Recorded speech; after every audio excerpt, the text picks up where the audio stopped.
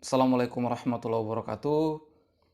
Kali ini kita melanjutkan materi kita tentang benda tegar. Materi sebelumnya kita sudah membahas konsep dasar tentang momen gaya atau torsi.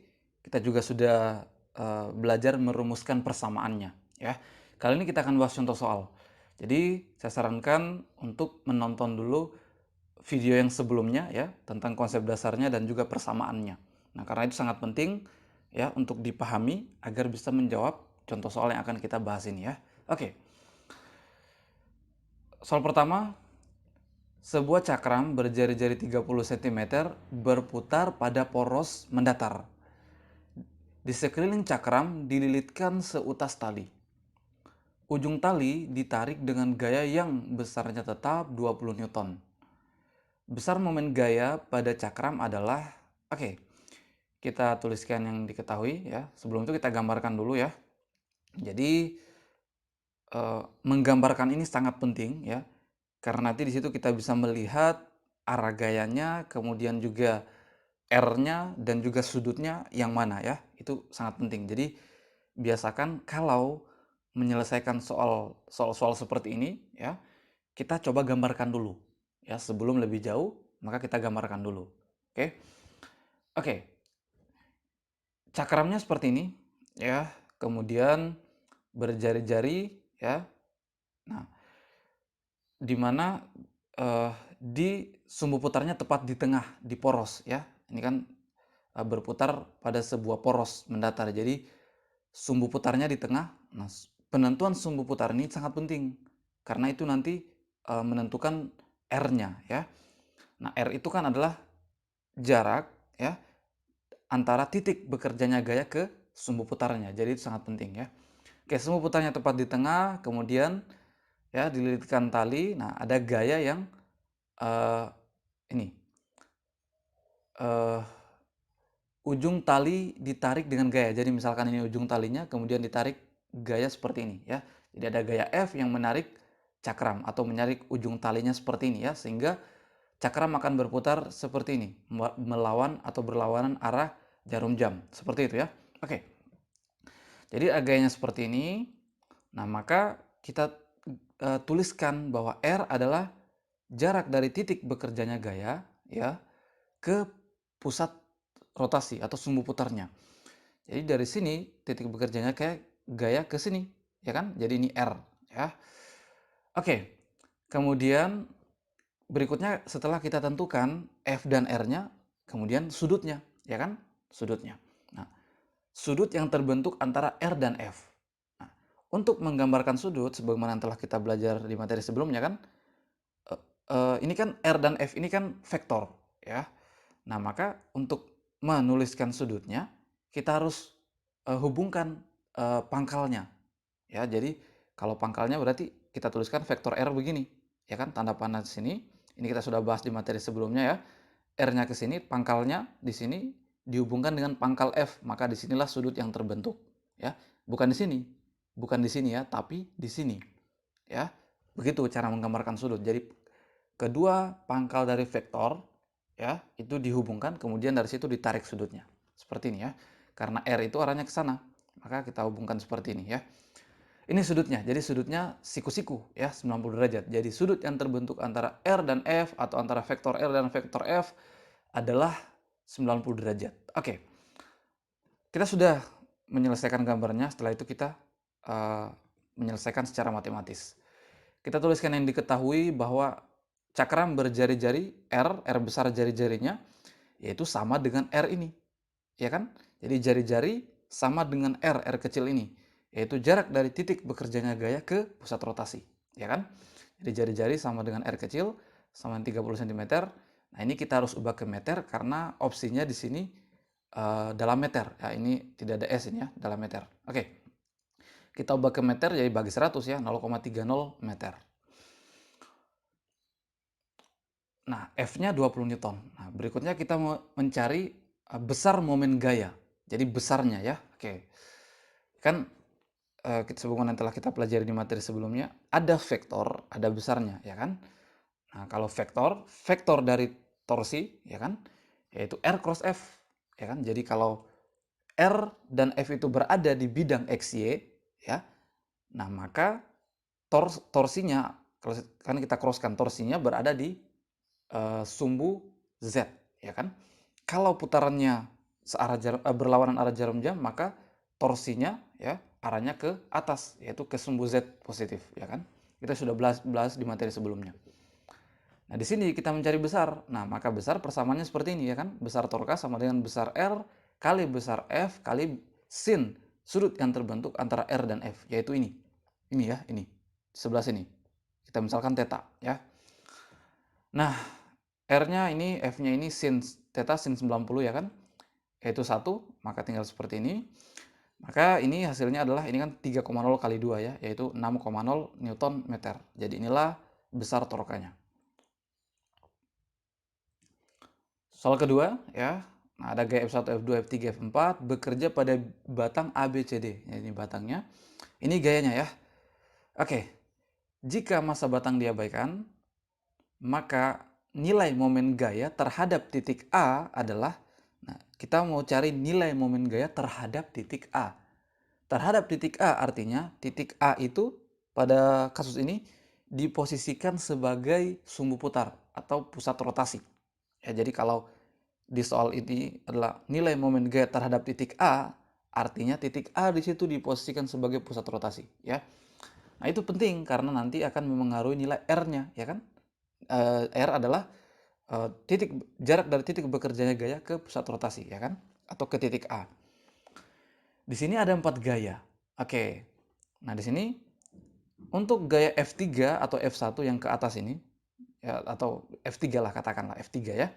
F3 ini kan menyebabkan kalau terhadap A ya, terhadap A, F3 ini menyebabkan benda berputar berlawanan arah jarum jam, ya kan? Maka torkanya bernilai positif, ya kan? Kita sudah bahas di materi sebelumnya, di materi pendahuluan. Itu.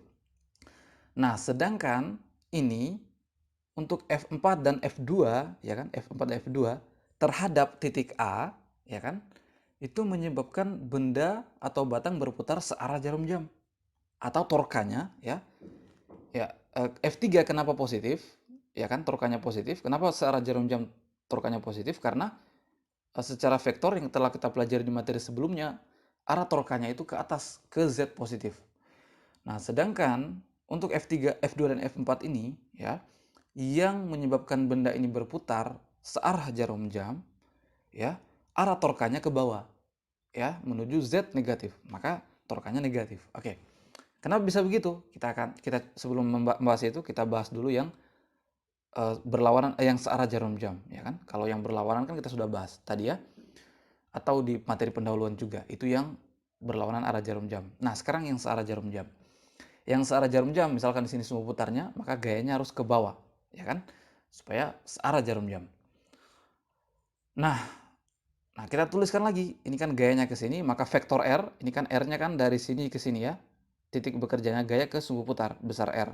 Kalau vektornya berarti ke sana, ya kan? Vektornya ke sana, maka sudut yang terbentuk antara vektor R dan vektor F itu yang ini. Yang ini ya, yang ini. Yang ini. Jadi nanti membahas ini F2 dan F4 ini sudutnya yang ini. Yang ini ya. Begitupun yang ini, sudutnya yang ini. Ya. Jadi tarik garis bantu di sini, kemudian ini sudutnya ya. Dalam hal ini 90 derajat ya kan. Jadi ini sudutnya, ini. Oke, di sini kita bahas kenapa negatif ya. Besar torsi, ya kan? Yaitu R kali F kali besar R kali besar F kali sin theta, ya kan? Theta, sin theta adalah sudut yang terbentuk antara R dan F. Nah, sebenarnya ya, untuk menghitung sudut itu harus dari 0 derajat, ya kan? Itu harus konsisten dari 0 derajat.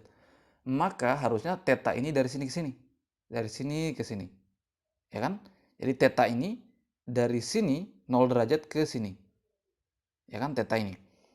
Nah, di sini ya, mungkin kalau menentukan theta agak rumit, ya kan? Dari sini ke sini. Tapi kita bisa memanfaatkan alfa, yaitu sudut yang terbentuk antara R dan F yang di sini. Ya, sekali lagi, konsep dasarnya bahwa theta itu sudut yang terbentuk antara R dan F itu yang dihitung dari 0 derajat ya, dari sini.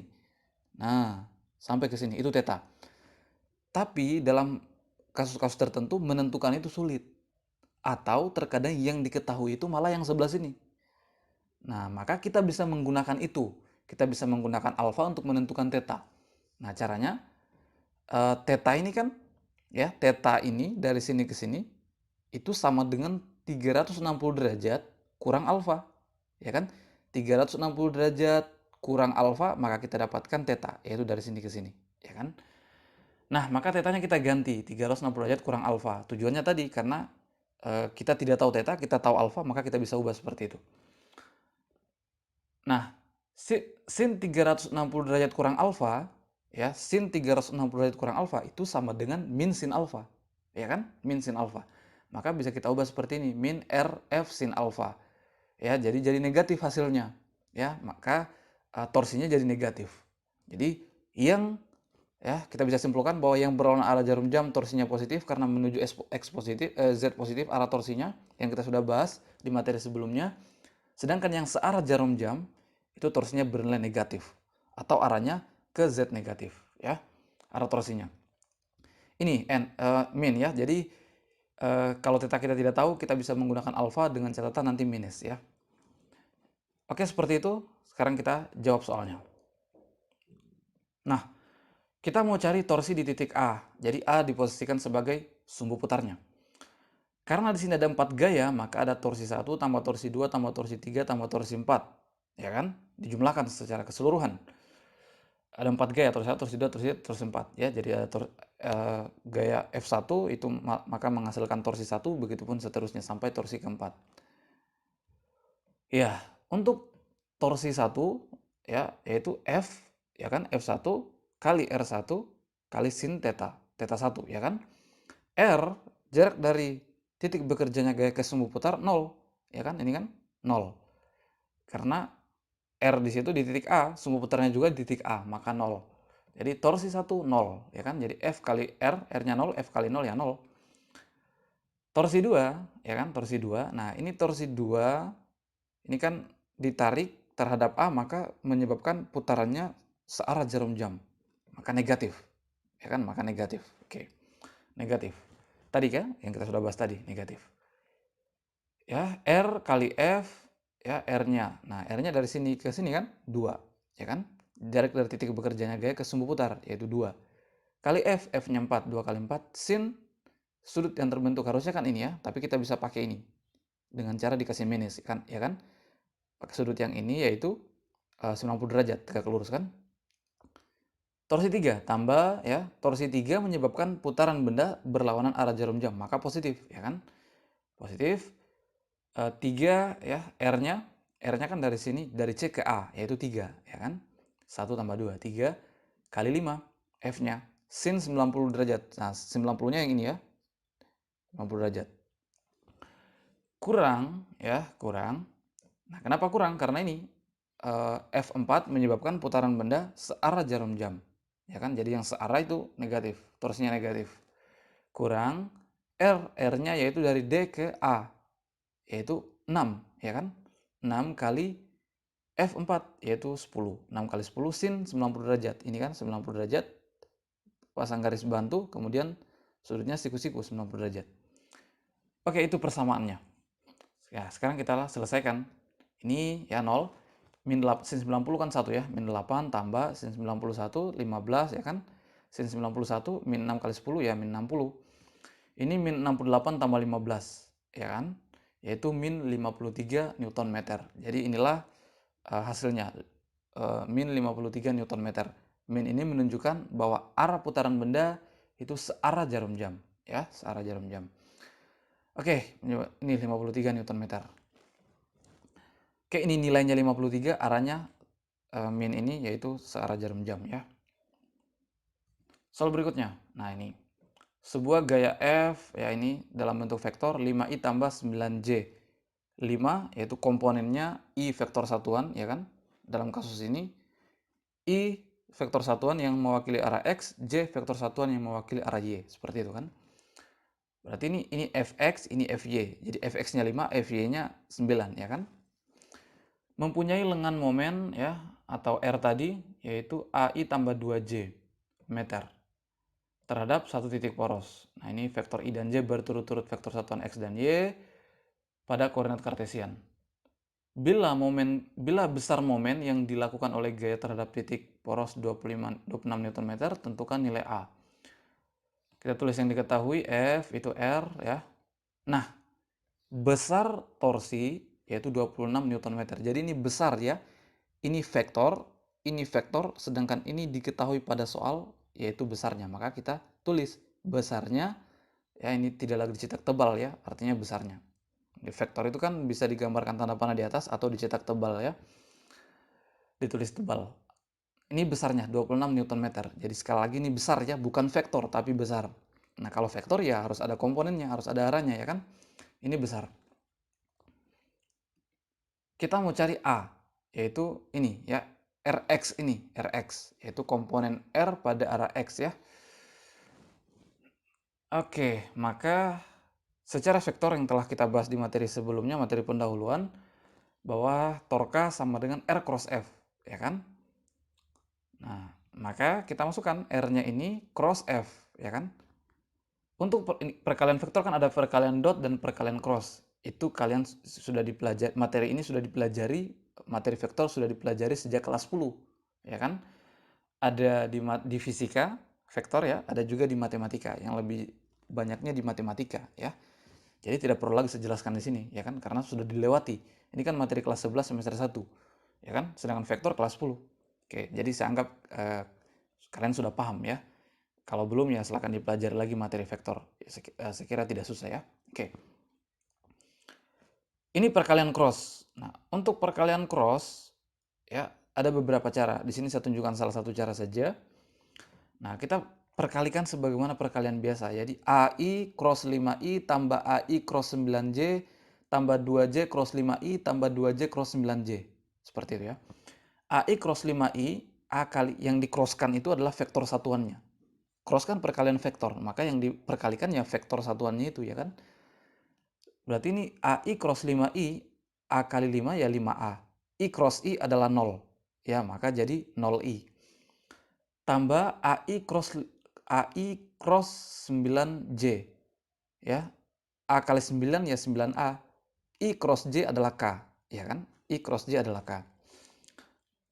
Ini K vektor satuan juga ya, yang mewakili arah Z ya. Tambah 2J cross 5I.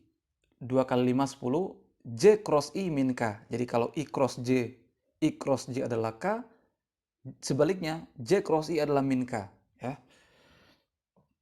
Min K. Nah, sekarang tambah 2J cross 9J. 2 kali 9 18, J cross J adalah 0, jadi 0J ya. Ini, jadi kita tuliskan vektor torsinya adalah 0I tambah 0J tambah 9A ya, 9A kurang 10 dalam vektor satuan K. Ini ya, ini arah X, Y, Z. Komponen ini komponen torsi ya, ini torsi X, torsi Y, torsi Z ya komponennya. Oke, jadi kita lihat ini bahwa jelas ya bahwa torsi hanya memiliki komponen pada arah Z ya, arah Z positif ya kan. Ini komponen Y, komponen X-nya 0, komponen Z saja. Oke, kita mau mencari A. Bagaimana caranya? Ya, ini kan masih dalam bentuk vektor. Di soal yang diketahui adalah besarnya, ya maka kita ubah ke dalam bentuk besar atau magnitudo.